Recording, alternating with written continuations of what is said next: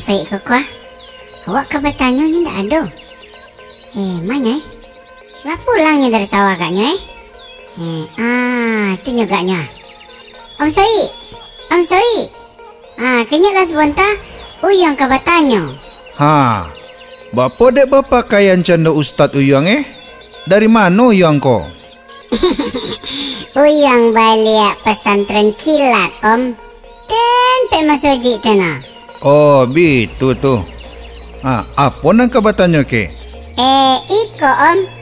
Uyang galau. Galau? Nan galau ko yo objek wisata yang di Payakumbuh tu Nan gua itu Indah Om, itu ngalau. Iko Om, Uyang ragu, Uyang panik. Tak tentu deh Uyang deh. Apa pula tu? Cubalah cerita ke Om. Biko Om Uyang kan soto pesantren kilat. Jadi Pak Ustadznya tu Om, Uyang donga-donga agak sesat Om. Sesat wa apulo ko Pak Ustaz? Cando teroris tu? Entahlah Om. Tapi nan diajarnya ketika kami pesantren kilat, nan ganja-ganja sajo. Nan sadonyo ka berdoso. Nan sadonyo ka haram. Kanlah tugas Ustaz itu magiah tahu kalau ikonan burua, ikonan elo, ikonan haram, ikonan halal. Tu di 50 tibo ganjiannya. Cubalah donga deh Om Kecek Pak Ustaz tu menyuruh orang solat haram. Manduan orang mati haram. Orang ziarah di kubur haram. Orang azan dak adonan sembayang do. Itu kecek Pak Ustaz tu Om. Pak Ustaz, walaupun Pak Ustaz iko beragama Islam, lah menjadi Ustaz, babi tetap makan. Anda sesat dah Om tu. Ya yo. Lain dak tokolo Uyang ketika Pak Ustaz magi ceramah ko. Tokolo indah Om.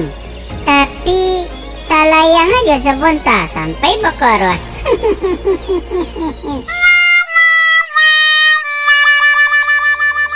Itulah.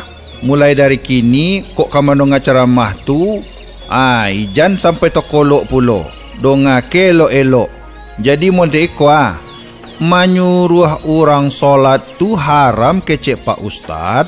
Orang sedang solat nan basuruh tu putus solatnya, badosonya jadinya. Nan banduan orang mati ko mangalo kadiduan orang mati.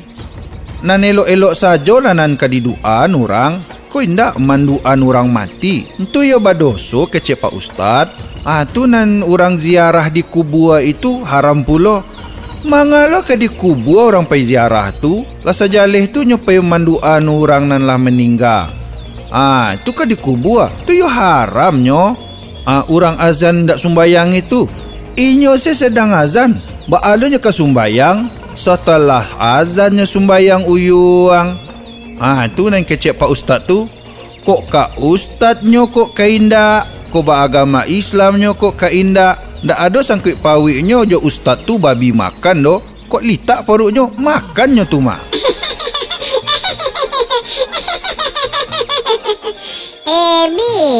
Tu Om Syed. Yolah salah godang Uyang ko. Minta maaf lah Uyang besok ke Pak Ustaz yo Om Syed. Uyang lah salah sangko jo Pak Ustaz. Uyang sangko Pak Ustaz ko sesat. Kiranya benar. Betul kiranya Pak Ustaz ko. Yo, besok minta maaf je Pak Ustaz tu. Kecian kalau Uyang lah salah sangko je Pak Ustaz tu. Dan mulai dari kini kok kamu donga ceramah jo di pesantren kilat tu, olah lelolok jo.